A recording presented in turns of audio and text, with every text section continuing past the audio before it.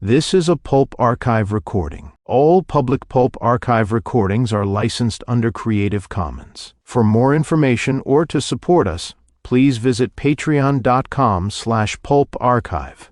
This episode was prepared by Soul and narrated by Goodman, the digital narrator. The Vault by Murray Leinster. The Black Mask, August 1922. This episode contains period-typical depictions of crime, violence, and mild profanity. Listener discretion is advised.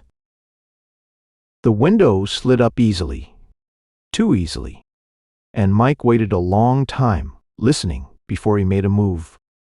The whole huge pile of the factory was still. There were no lights anywhere except that dim one by the gate through the stockade.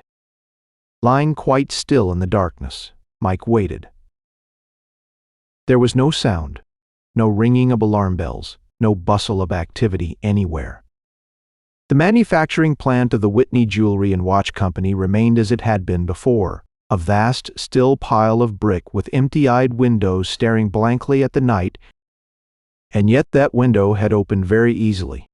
Mike meditated, his little eyes gleaming in the darkness. Then he saw a tiny flicker of light in the distance. The window he had opened was at the end of a long corridor, and he saw the watchman walking unhurriedly away from him. The watchman's legs threw monstrous shadows from the lantern he carried. Mike could not see his face, but he could see the uniform and note, the absolute leisure and confidence with which the man was moving. He paused as Mike watched and inserted his key in a watchman's clock.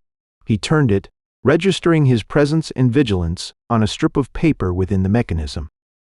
Then casually he went on his way. In a few moments he turned a corner and was lost to sight. Mike grinned to himself in the obscurity. With monkey-like agility he scrambled through the open window, making no sound. Once within the walls of the factory he waited another long minute for a noise. Distant and hollow, he heard the watchman's footfalls, unhurried, methodical, as he made his round. Then, softly, Mike lowered the window. He wore rubber-soled shoes, his eyes were those of a cat, and his ears were attuned to the slightest warning of danger, but he heard no faintest sound, not even his own footfall save the distant, regular steps of the watchman. The watchman wore creaky shoes, like some night-flying moth. The intruder slipped through the corridors of the untenanted factory.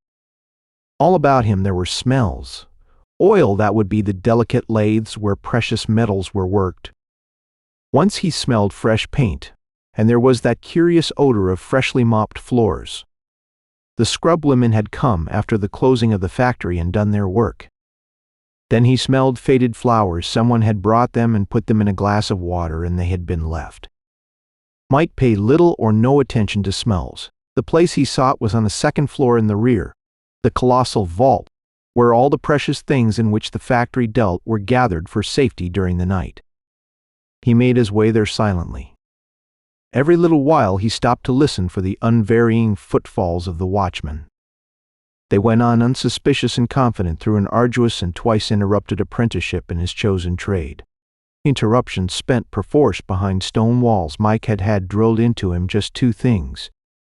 One was the fatality of haste, the other was the necessity for scientific, painstaking attention to detail. Therefore, Mike let his flashlight slip over the huge surface of the vault door with barely a pause. He knew the watchman would look in on it as he went downstairs. Primarily, he was looking for a place to hide during that moment.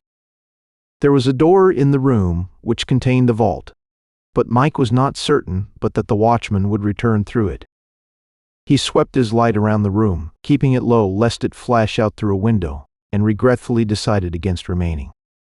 He went out again swiftly and silently, looking for a hiding place. He found it in a washroom and listened from there, while the watchman retraced his steps. Coming downstairs again, going to the vault, and throwing the glow from his lantern against it, then clumping off heavily to the lower part of the factory. Mike emerged from hiding. He inspected the vault room with greater care. He would have to work in snatches between visits from the watchman, and he did not want to have to tap the man on the head. There are a great many systems of burglar protection, and one very popular one signals the nearest police station when a watchman fails to ring his time clock at the appointed intervals. Mike did not desire the intrusion of the police, but he wanted a nearby niche to hide in. The watchman's footsteps died away. Mike waited to be sure, then opened the door. He had noted, to be exact, he did not quite open it. He merely turned the knob, and a heavy weight leaning against it thrust it the rest of the way open, caromed clumsily against him, and fell with a curiously cushioned crash to the floor. Mike's hair stood on end in the fractional part of a split second. He knew what had struck him, and he bounced into the air to alight noiselessly a full 5 feet away, ready for anything. But the thing lay still upon the floor, breathing slowly and cautiously. Mike sent a momentary dart of light at it. What he saw at once reassured him and frightened him because it was the last thing he could possibly have expected. It was a man which he had known, but it was a man with his hands and feet bound together with leather straps and so entwined with ropes that he could not even writhe. There was a gag in the figure's mouth, and its eyes were staring wildly about. Mike was still for perhaps 2 seconds while his brain raced. Then he sent a tiny pencil beam at the vault door. It was closed solidly. No one had been before him. But there was a man bound hand and foot. The light played upon him again. He was a young man dressed as if he were a clerk or a bookkeeper in the factory. His eyes blinked and stared imploringly at Mike. There was some message, some terrible message that he struggled to convey, but the gag prevented him. Mike watched him for an instant in mounting uneasiness and suspicion. That window had slipped up too easily. Suddenly there was a tiny creaking, as of a board stepped upon. Mike heard it, catalogued it, and had dismissed his obvious refuge in an instant. Someone was coming softly toward the spot, perhaps the watchman, alarmed by the crash. He would certainly find the bound man, but it might be that he would waste precious time releasing him. Tensely, Mike swept the walls. Again, he could not go out. The main door, he would run into the watchman. The one door he had noted was that of a closet. There was another close beside the back of the vault. Dense as blackness fell, a shadow but little deeper than the darkness about him. Mike flitted across the room. He vanished utterly, without sound. Then a faint scratching sound. The bound man was struggling to release himself, struggling with a terrible desperation and a horrifying futility. Mike, crouched down in a tiny book closet, heard it. He was keyed up to an incredible pitch, every nerve quivering like a tightly strung wire. Mike was no longer intent upon robbery. One of the first rules of your old-time safe cracker is to go through with a job only when everything is right. Mike was as suspicious of the unexpected as any wild animal. Just now his only desire was to get away peacefully, if possible, but to get away. He lay still. The scent of books and dust came to his nostrils. But he did not dare make a light to see. He smelled, too, that curious, rubbery smell of new electric insulation. There were wires in the closet somewhere, newly placed. Mike lay still. Then he felt, rather than heard, someone enter the vault room. There was a door between him and the newcomer, but he knew the instant that the other man entered. There was a moment of silence. Mike saw an infinitely faint glow through the keyhole. Someone was using a flash. Chapter 2. Frozen in utter stillness. Mike listened for the watchman's exclamation of astonishment at sight of the bound man on the floor. Instead, he heard only a faint murmur. Then he caught words faintly amused. "Just got out, Jack, eh? I heard you fall out of luck. Though the watchman was in the other building. I saw him go in." "He didn't hear you." Then little noises, as if the helpless man were being turned over, inspected to make sure the bonds were firmly in place. Then Mike felt that the last comer was somewhat relieved. "Don't know how you got loose, Jack," said the voice, as before kept lowered. "But you didn't do any harm anyhow. And the watchman won't be back for an hour yet. I'll be getting to work."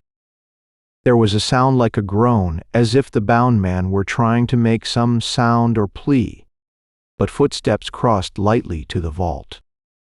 Wondering, Jack, who I am, or did you recognize me?" The second man had stopped before the vault door. Mike heard an infinitely faint rustling, as of thin rubber being manipulated. He guessed at rubber gloves. "I think you must have recognized me when I slugged you. Anyway, since I asked you to wait a minute after office hours and then hit you with a sandbag, you must have guessed while you've been waiting that I was responsible for the matter." There was a little pause and a slight snapping sound, as if an elastic had been flicked into place. "Yep, Jack, I am Saunders, your boss. Don't mind telling you now because you're not going to split on me. I am going to loot the same, clean this time and quit. By the way, Jack, I am putting on rubber gloves, but, rather curiously, they'll leave your fingerprints on the safe knob. You see, I've done this twice before. Once I got away with a lot of bullion and a few indifferent stones. That was a year and more ago, and everyone's grown careless since then. I managed to plant it so the watchman was suspected. He's in jail now and then. Once I fixed up the matter so that a theft of some finished stuff was discovered while I was on vacation. They never suspected me, but this time I am going to clean out the works, all the bullion, all the stones, and tomorrow's payroll." The unknown's voice changed and grew intent. Mike, in the dusty little closet, could hear a muted musical tinkle as he spun the combination knob. "Got your fingerprints some time ago, Jack, when you knew nothing about it. I brought 'em out, photographed them, and contrived to fix them on the ends of these rubber gloves. I've run 'em through my hair, so they'll be slightly oily, and they'll convict you completely of opening the safe. I'll have to use a microphone, myself, to hear the tumblers fall." Mike was listening with a curious mixture of fear, indignation, and curiosity. He himself had a microphone apparatus in his pocket, which he had intended to use. The other man had beaten him to it. Mike began to revolve a misty scheme for following the other man and taking his loot away. There was a clanking as of tiny bits of metal being fitted together. "I rather think, Jake," the voice became amused, "that you are thinking of the trap that's fixed for any man who breaks into the safe, aren't you?" A moment of silence. "So that even if someone gets inside the vault, when he touches one of several things, he'll set off a switch, have the doors swing shut and lock on him, and ring a loud bell in police headquarters. I suggested that Jack and I was the one who was strong for the bell. I told him a burglar would be smothered in here in 2 hours, but with the doors closing fast on him to catch him, the police could get here, let him out, and save his life and catch him with the goods. But you forget there is a switch to run that burglar trap on." Mike, listening, found himself suddenly cold all over. If he had opened the huge vault, as he was confident he could do, he would never have thought of anything like that. He would have gone in, only anxious to secure his loot and depart before the watchman's return. With luck, he would have been able, he thought, to get the big doors closed, so his burglary would have gone unnoticed until morning. But when he went in, he would have touched one of a number of concealed springs. The huge doors would have swung to relentlessly upon him. He would have been trapped in an airtight tomb, to batter futilely at the armor plate barriers until the police came. He was to get another shock this afternoon. "Though," said the soft voice outside, interrupted now and then by the infinitely faint musical sound of the spinning knobs, "I did a little work on that wiring. The doors will work, but the alarm won't. The police will not be notified that a burglar is caught in the vault." Sweat came out, cold and clammy on Mike's skin. He would have been caught in there, he would have strangled. Hunched upon the floor of the smelly little book closet, he shivered in uncontrollable terror from sheer horror at what he had escaped. Again, he longed to get away from the factory at any cost. "Most through," said the abstracted voice outside. "Wonder why I'm telling you, Jack. You see, I need the stuff in there, need it in my business. I am going to take it, but I don't want to have detectives chasing around to try to find the thief with your fingerprints on the knob. They'd look for you, of course, but you might have proved an alibi to make 'em look farther. And also, Jack, you are too damn fascinating. I was getting along pretty well with Ethel until she met you. I want to get you out of the way. With you dead, she'll marry me, sooner or later. I'm going to tap you on the head again, Jack, and put you in here. The doors will close on you. In the morning they'll find that you opened the vault, passed out quite a lot of stuff to a Confederate, and then by accident touched off the alarm that closes the doors. A sandbag doesn't leave any sign. And I use straps to tie you up so there'll be no marks on your wrists. I've thought of pretty nearly everything, Jack. I've even taken out all the pencils and fountain pens from your pockets. I've no notion of your writing an accusation of me while you are in there. Also, I don't want to kill you before you go in there. I want you to show the signs of dying from, the natural cause of being locked in an airtight vault. There was a series of tiny clicks, then a faint creaking. Mike, in his hiding place, with the smell of dust and books and newly placed rubber insulation in his nostrils, knew that the great doors had swung open. There was a pause, and the little snap of a watch case. Watchman's due in half an hour, plenty of time. The voice stopped. The man seemed to be listening. That was what Mike would have done. He lay utterly and completely motionless, barely breathing. He was queerly afraid of the man he had not seen, perhaps because of that. Mike felt a sudden cramp in one of his legs, a sharp, tingling, shooting pain. He could not run on a leg like that. It might give way beneath him. "All clear," said the voice with a certain ghastly cheerfulness. "But in case you are thinking that I might set off the trap, Jack, I'd like to mention that after I had you neatly trussed up, I pulled out the switch. It's in that little closet back there. I shall turn it on after I've got the stuff out, and then the doors will close on you. But first, I'll tap you on the head and put you inside." Mike shivered, the smell of insulation. The switch was in the closet in which he was hiding. In a little while more, the unknown would come in where he was. Sheer panic came over Mike. It was with a terrific effort that he calmed himself, trying to figure out an escape from the inevitable struggle. The other man would open the door. He, Mike, was inside. At best, there would be a struggle at worst. Chapter 3. Mike's whole body was bathed in sweat at the thought of himself, thrown inside the vault with armor-plated doors inexorably shutting out every atom of fresh air. He clenched his teeth to keep them from chattering. The man outside took on the aspect of a monster. To Mike, he was something more or less than human. Mike might be a criminal and could visualize the thought of killing a man and making a getaway, but not the deliberate strangling of a man in cold blood for the covering of his tracks.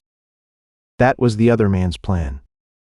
There would have to be a struggle, a fight of some sort. Mike's leg throbbed horribly. He doubted that it would support his weight, and in an instant or two more, he would inevitably be fighting. One way or another, he was bound to be in terrible danger. If he shot the other man, the pistol shot would raise an alarm. If he did not shoot, he heard a faint thump on the floor. "One load," said the voice outside. "2 or 3 more, Jack, and I'll skip." The voice, already soft, became muffled as its owner went into the vault. "Here is the payroll. Nice packet in itself. I've a good 20 minutes left. You realize what will happen, Jack? I loot the vault, tap you on the head, take off your bonds and put you in here.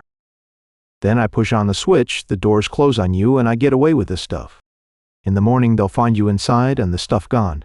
Your fingerprints will be on the knobs. Inference will inevitably be that the trap got you, as you were handing out the stuff to a Confederate.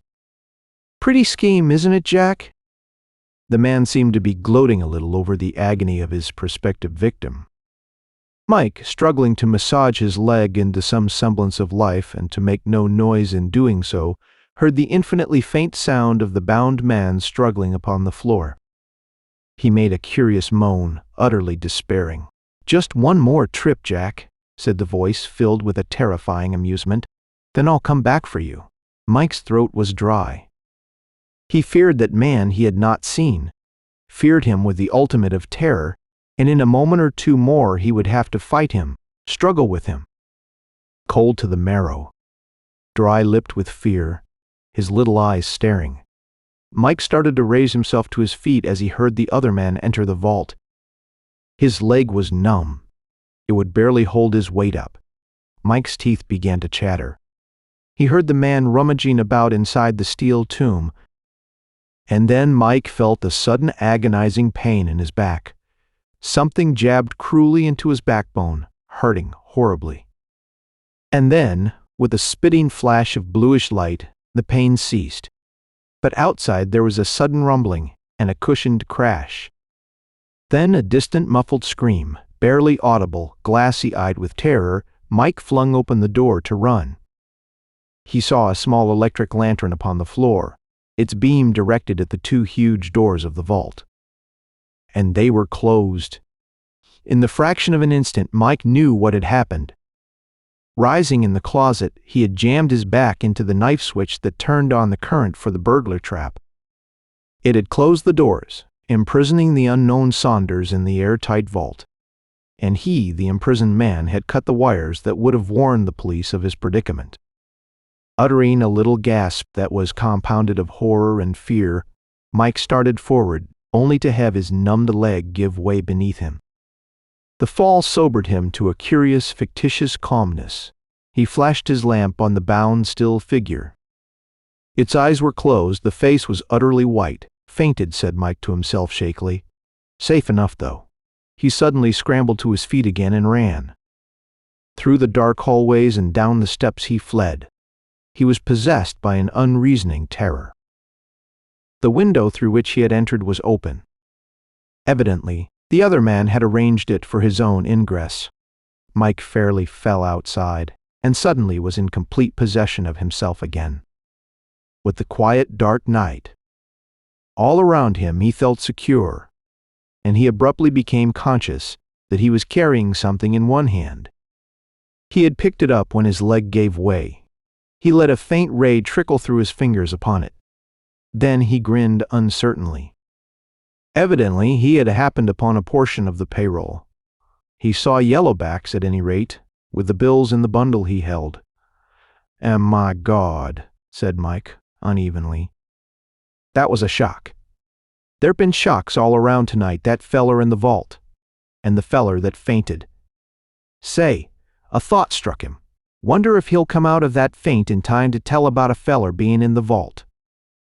My God, maybe he don't know.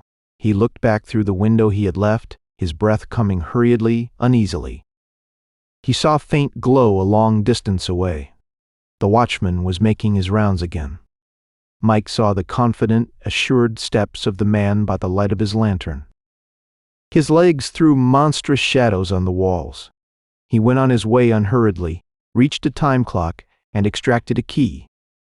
He inserted and turned it, registering his presence and vigilance upon a strip of paper inside the mechanism.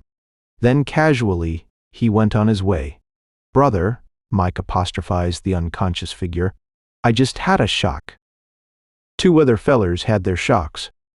And now, Old Top, you're in for yours. Here is hopin'. The watchman turned a corner and was lost to sight, but his steady, even footsteps came dully to Mike's ears. He was climbing the stairs and he wore squeaky shoes. Mike slipped quickly and quietly away. End of the Vault by Murray Leinster.